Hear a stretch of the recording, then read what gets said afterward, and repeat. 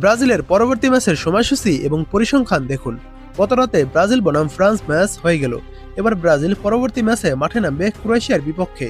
বর্তমান সময় ও Brazil Croatia দলের সাম্প্রতিক পরিসংখ্যান বিবেচনা করলে এই ম্যাচটি বরাবরের মতোই একটি হাড্ডাহাড্ডি লড়াই হওয়ার সম্ভাবনা রয়েছে। ব্রাজিলের দলটি মোটামুটি তারুণ্য নির্ভর। ভিনিসিয়াস জুনিয়র এবং রাফিনিয়ারা নিজেদের প্রমাণ করেছেন এবং প্রমাণ করার অপেক্ষায় রয়েছেন এনরিক সহ আরও অনেকে। জলাটকো দালিসের অধীনে ক্রোয়েশিয়া এখনও একটি সুশৃঙ্খল দল। 40 বছর বয়সেও লুকা মদ্রিচ মাঝমাঠের প্রাণভোমরা হয়ে আছেন। তাদের রক্ষণভাগ এবং মাঝমাঠের নিয়ন্ত্রণ নেওয়ার ক্ষমতা ব্রাজিলের জন্য বড় চ্যালেঞ্জ হতে পারে। 2022 সালের কাতার বিশ্বকাপের কোয়ার্টার ফাইনালে ক্রোয়েশিয়ার কাছে ট্রাইব্রেকারে হেরে ব্রাজিল বিদায় নিয়েছিল। সেই হারের ক্ষত এখনও ব্রাজিলিয়ান সমর্থকের মনে টাটকা।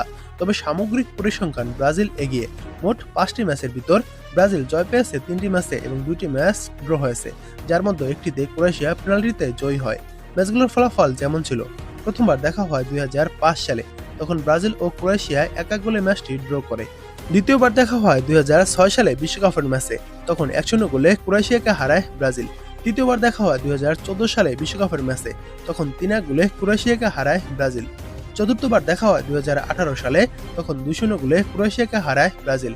এবং শেষবার দেখা হয় 2022 কাতার বিশ্বকাপে, তখন 1-1 গোলে ম্যাচটি ড্র হওয়ার পর টাইব্রেকারে ক্রোয়েশিয়া ব্রাজিলকে হারায়।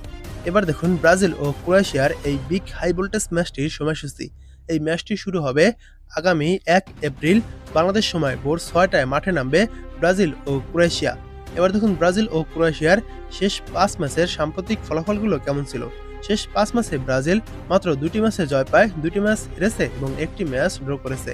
বিপরীতে ক্রোয়েশিয়া রয়েছে উড়ন্ত ফর্মে। শেষ 5 ম্যাচের ভিতর তারা কোনো ম্যাচ হারেনি, 1টি ম্যাচ ড্র করেছে এবং 4টি ম্যাচে জয় পায়। ব্রাজিল কি পারবে 2022 সালে সেই হারের বদলা নিতে? কমেন্ট করে অবশ্যই জানাবেন ব্রাজিলিয়ানরা। এই ম্যাচে ব্রাজিল কয় শূন্য গোলে ক্রোয়েশিয়াকে হারাতে পারে তাও কমেন্ট করে জানাতে পারেন।